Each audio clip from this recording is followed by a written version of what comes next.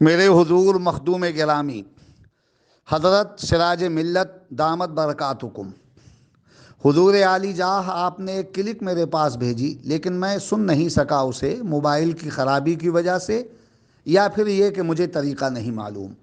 لیکن جہاں تک اس بات کا سوال ہے کہ نسبندی کے خلاف کس نے فتویٰ دیا تھا، تو یاد رہے کہ یہ زبردست کارنامہ ہمارے پیر و مرشد آقائے نعمت مرشد برحق جلوہ شان قدرت سیدنا سرکار مفتی اعظم ہند علیہ الرحمت و رضوان نے انجام دیا تھا۔ یہ بات مشہور زمانہ ہے۔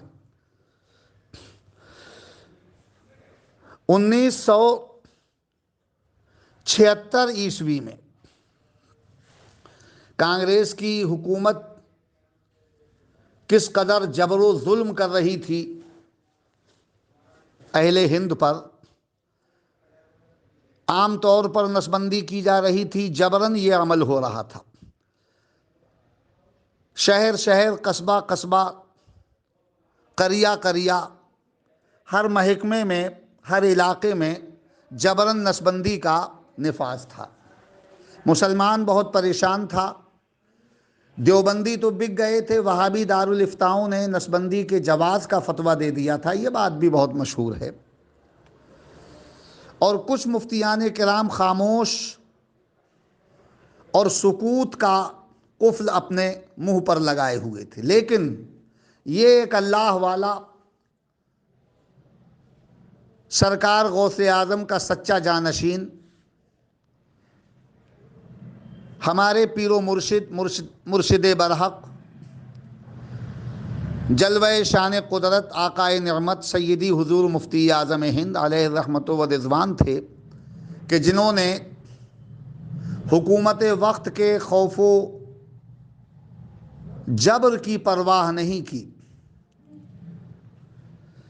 بلکہ انہوں نے اپنے فریضہ منصبی کا لحاظ کیا اور اپنی ذمہ داری کو بروئے کار لاتے ہوئے حکومت وقت سے خوف کھائے بغیر ایک عالمانہ، فاضلانہ اور محققانہ فتویٰ حکومت کے خلاف نسبندی کی حرمت پر آپ نے بریلی شریف سے جاری فرما دیا، اور دنیا کو یہ بتا دیا کہ آئین جواں مرداں حق گوئی و بے باکی، اللہ کے شیروں کو آتی نہیں روباہی۔ جو اللہ کے دین کے محافظ ہوتے ہیں، جو رسول کون و مکان صلی اللہ علیہ وسلم کے سچے نائب ہوتے ہیں، اور جو غوث اعظم رضی اللہ تعالی عنہ کے مشن اور ان کے طریقہ کار پر اپنا سب کچھ قربان کرنے کے لیے تیار اور آمادہ رہتے ہیں، جو واقعی سچے جانشین اور سچے عاشق ہوتے ہیں غوث اعظم کے، وہ نہ حکومت سے ڈرتے ہیں، نہ کسی ظالم و ستمگر سے خوف زدہ ہوتے ہیں۔ 1976 میں یہ نسبندی کا معاملہ سامنے آیا تھا۔ دیوبندیوں نے تو فتویٰ دے دیا تھا جواز کا، تمام وہابی دارالفتاؤں نے نسبندی کے جواز کا فتویٰ دیا، اور کتنے علماء ایسے بھی تھے کہ جو خاموش تھے اور اپنے منہ پر سکوت کا قفل لگائے بیٹھے تھے۔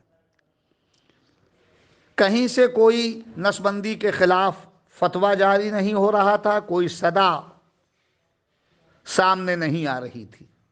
ایسے وقت میں سرکار مفتی اعظم ہند ہی تو تھے کہ جنہوں نے ایسا شاندار، ایسا عالمانہ، ایسا فاضلانہ اور ایسا محققانہ فتویٰ دیا کہ جو حکومت کی مخالفت بھی کر رہا ہے، اور نسبندی کے تمام طریقوں، چاہے طریقہ قدیم ہو چاہے طریقہ جدید، ہر طریقے پر روشنی ڈال رہا ہے، تفصیل پیش کر رہا ہے، اور نسبندی کی حرمت ہر رخ سے واضح کر رہا ہے۔ ایسا شاندار فتویٰ جو احادیث سے بھی، قرآن کی آیتوں سے بھی اور علماء کے اقوال سے بھی مزین نظر آتا ہے۔ اگر کسی کو شوق ہے تو وہ حیات مفتی اعظم جو حضور مفتی اعظم ہند کے حالات پر مشتمل ہے، اس کے صفحہ 304، 305، 306 کا مطالعہ کر لے۔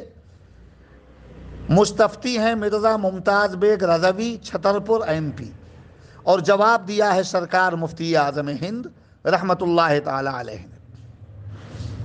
یہ 30 ستمبر 1976 کو مولانا ساجد علی خان صاحب علیہ الرحمہ نے اس فتوے کو شائع بھی کیا۔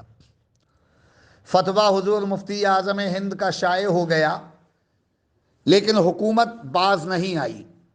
حکومت کے اہلکار نے اپنا مشن اور اپنا طریقہ جاری و ساری رکھا، جبری نسبندی جاری کیے رہے حکومت کے اہلکار۔ تو یہ عتاب کہیے مفتی اعظم کا، یا قہر و جلال کہیے، یا پھر اس مرد حق آگاہ کی زبردست کرامت کہیے کہ اس کے بعد جب الیکشن ہوا تو کانگریس کو زبردست شکست کا سامنا کرنا پڑا، شکست فاش، شکست مہین کا سامنا کانگریس کو کرنا پڑا۔ یہ عتاب تھا اس مرد قلندر کا، اس مرد حق آگاہ کا، اس عارف باللہ کا، اس ولی کامل کا عتاب ٹوٹ گیا کانگریس پر کہ وہ اقتدار میں نہیں آ سکی اور حکومت کا تختہ پلٹ گیا۔ گویا مفتی اعظم ہند کے عتاب نے یہ بتا دیا کہ اللہ والوں سے جو ٹکراتا ہے وہ پاش پاش ہو جاتا ہے۔ یہاں تو معاملہ یہ ہے کہ مفتی اعظم سے ٹکرایا کوئی نہیں، بلکہ مفتی اعظم ہند کے مبارک فتوے پر عمل نہیں کیا حکومت نے اور حکومت کے اہلکاروں نے، تو سزا پائی اس نے اور اقتدار میں کانگریس نہیں آ سکی۔ یہ اسی ظلم و جبر کی سزا ملی کانگریس کو، اور حضور مفتی اعظم ہند کے نگاہ قہر و جلال کا یہ اثر تھا کہ دنیا نے دیکھ لیا کہ نہ تخت و تاج میں نہ لشکر و سپاہ میں ہے جو بات مرد قلندر کی ایک نگاہ میں ہے۔ تو یہ بات مشہور ہے کہ یہ مرشد برحق سرکار مفتی اعظم ہند نے فتویٰ دیا تھا۔ اس بارے میں اگر کوئی صاحب یہ پوچھتے ہیں کہ کس نے فتویٰ دیا تھا، یہ عجیب سی بات ہے، یہ بڑی مشہور ہے یہ بات۔ ہاں، اگر فتویٰ پڑھنا ہے تو میں نے ابھی حوالہ آپ کے سامنے پیش کر دیا ہے، ملاحظہ فرمائیے، اور حضور والا کوئی مجھ نالائق کے لیے حکم ہو تو ارشاد فرمائیں۔ میں نیاز مند ہوں خانوادہ رضویہ کا، اور اس خاندان کے افراد کی دعاؤں کا طالب ہوں۔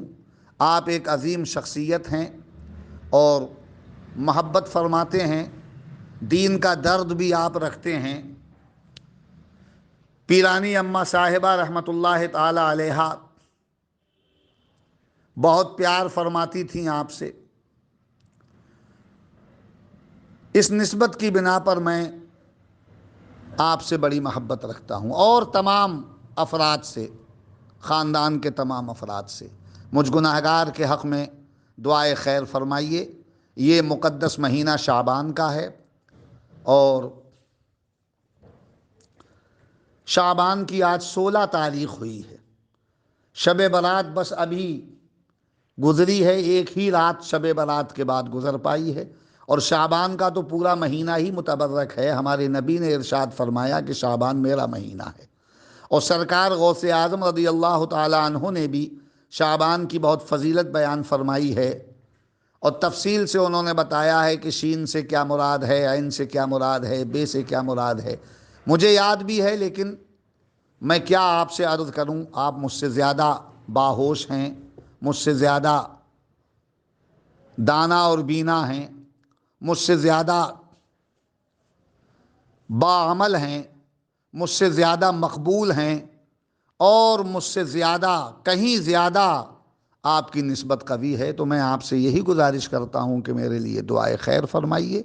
اللہ مفتی اعظم کی محبت جو میرے دل میں ہے اس میں اضافہ فرمائے، اور اسی مسلک حق، مسلک اعلیٰ حضرت پر زندہ رکھے اور ایمان پر خاتمہ فرمائے۔